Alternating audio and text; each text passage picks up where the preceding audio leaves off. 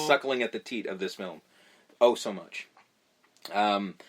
Batman has been released on basically every format. That you can get on your watch at this point. Mm-hmm.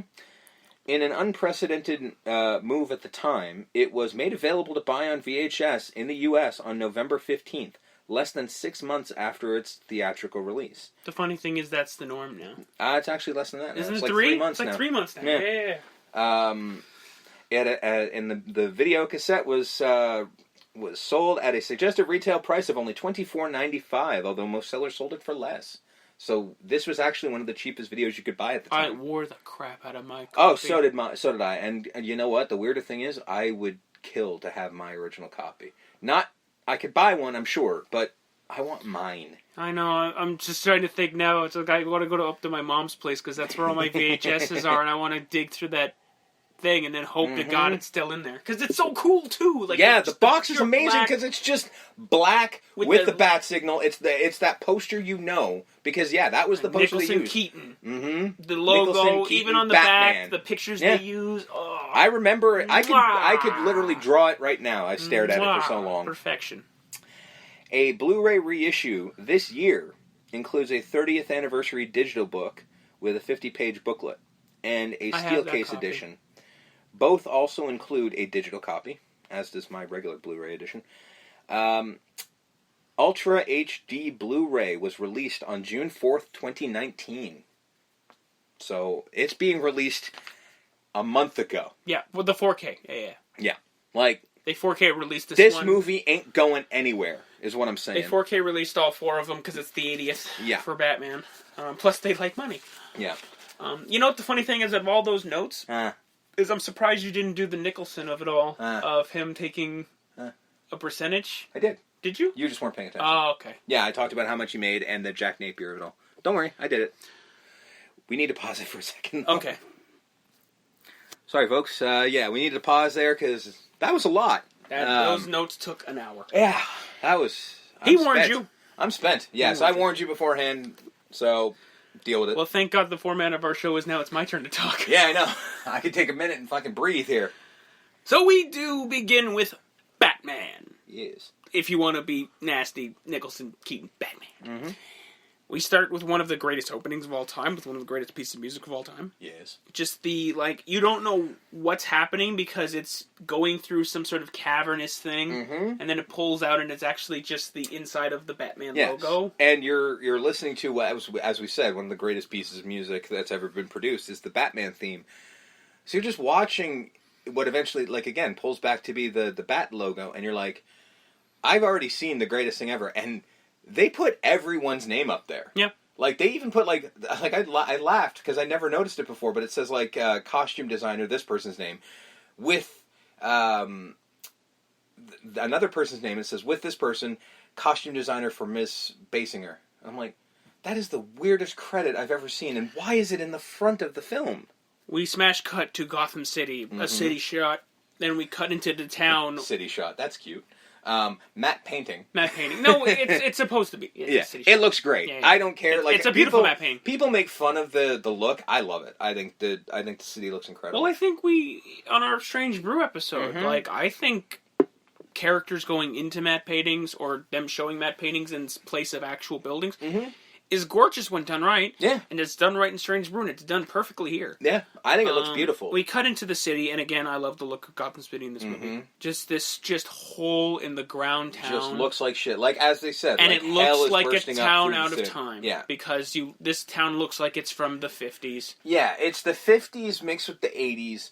And a little bit of the 30s. Because everybody's dressed in the 30s outfits. The cars are from, the 70s. And some of the technology's from the 80s. You don't know what time period it is. And as we stated before, if you can't nail down a time period, it can't look dated. So we get a family trying to get a taxi. Now the kid has a map, and the dad says, put that away, we don't want to look like tourists.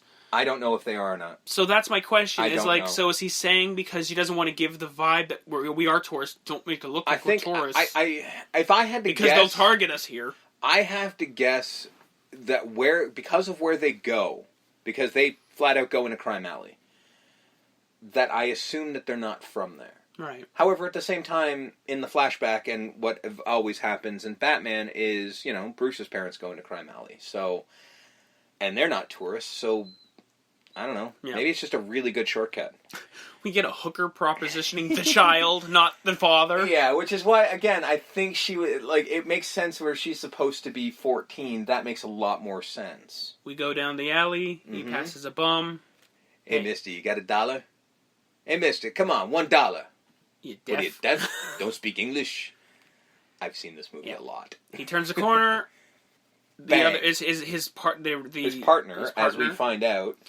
Don't scream. Do the kid a favor. Don't scream. As he after he knocks out the father with the butt of the gun. Pistol whips the father and then holds the gun to the girl's head and points it at the kid slightly and says, "Do the kid a favor. Don't scream." And then they rob him and then they run away and immediately scream. Yep. And then we cut to animated Batman. Before animated Batman, that's the funny thing. Because that looks like Batman the animated series. It really does. Because, for some reason, I'm not quite sure.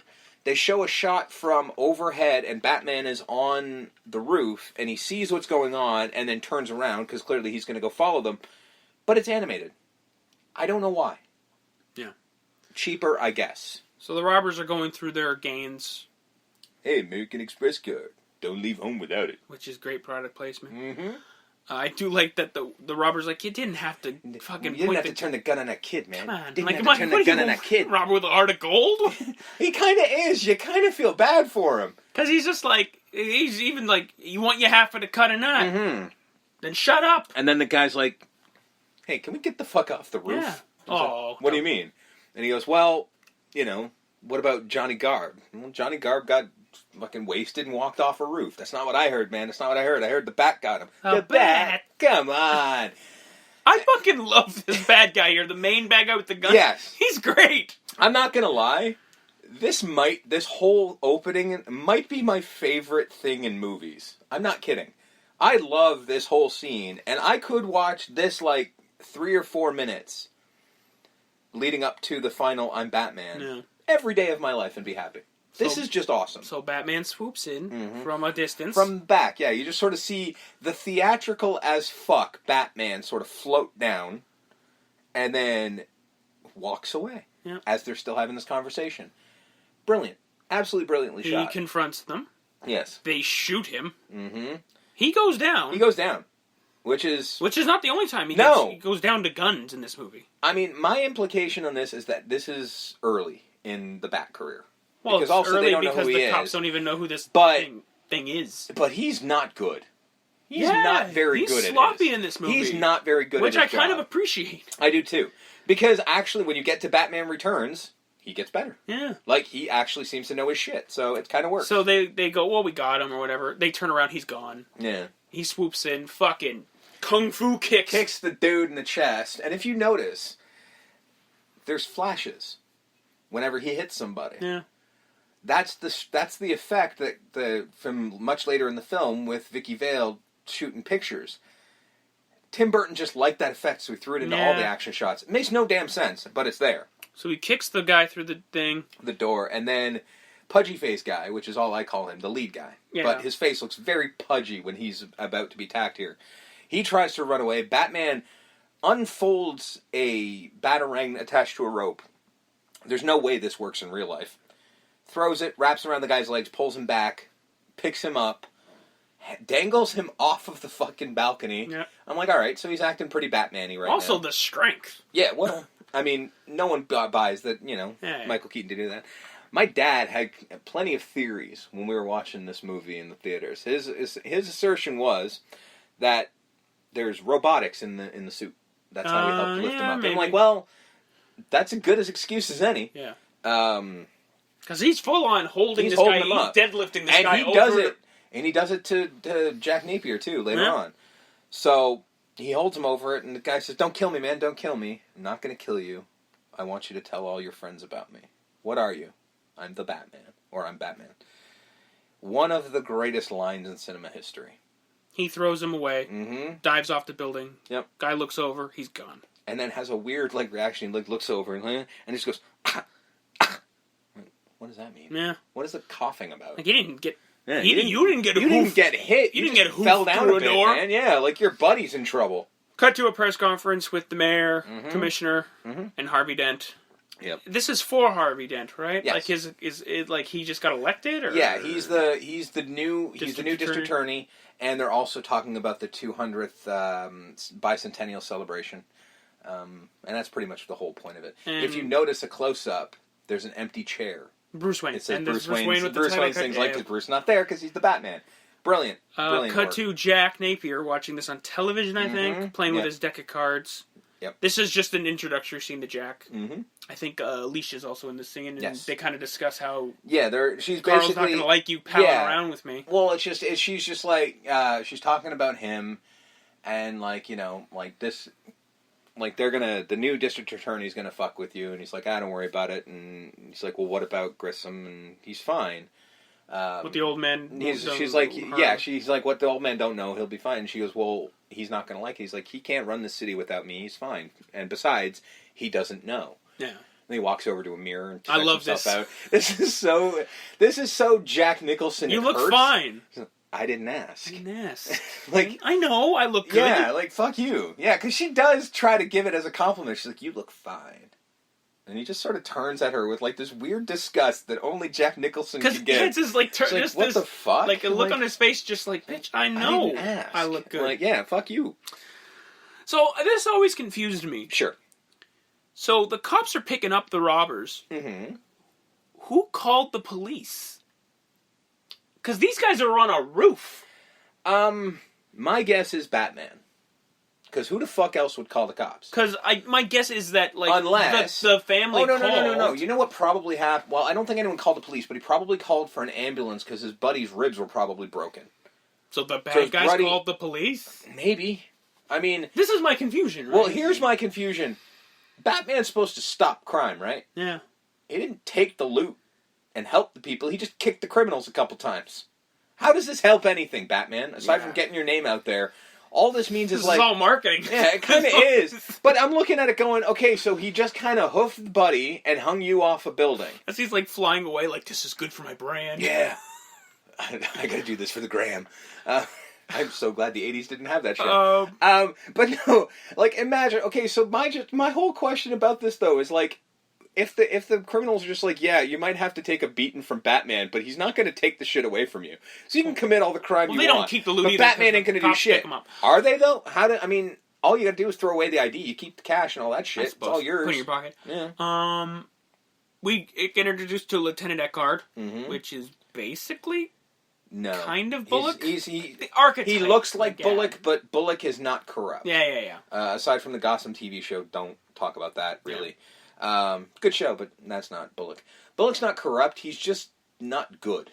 Right. He's not good at his job. He's kind of a dick, but he still wants to do the right thing.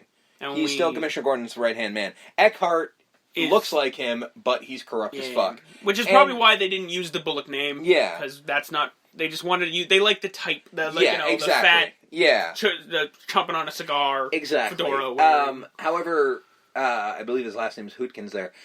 He can't decide what voice he wants Eckhart to have. Yeah. In the 3 scenes he's in, he has 3 different iterations of his voice, and I don't get it. I like the first one, but he changes it in the second one, and then the third one he doesn't even have a gravel. Like, he's very gravelly in this one. You know, like Knox is asking him questions like, did the Batman do this?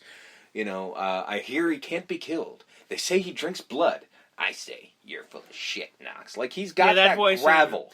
I like he's like, the Batman doesn't exist. And then, as soon as he says that, the guy being pulled, like, it was a giant bat. It's a giant bat. Yeah. It's like, is that off the record, or... Get the fuck out. Hey, Eckhart, that guy said giant bat, and he's the one who got hit, not you. And then, that's where he just sort of goes, okay. And he sees Jack in the distance. He walks away. He talks to him. He gives him his cut. Like, he's advertising it. Get out of here. What are you doing? I'm like, shut up and listen. Like, he treats Jack Napier like a fucking, like, he's... Yeah. I think, what did he call... Not in this scene, but he yells, like, you're Grissom's A1 nut boy. You're nothing. You're garbage. Yeah, he's basically a psychopath. He's the guy that whenever you're his dog, basically. Yeah, whenever you need someone killed, you're the psychopath he goes to because you're the crazy guy. And basically, Jack's like, okay, if you want to be on that side of history, we'll see. You're a bitch, and that's where Eckhart also just sort of like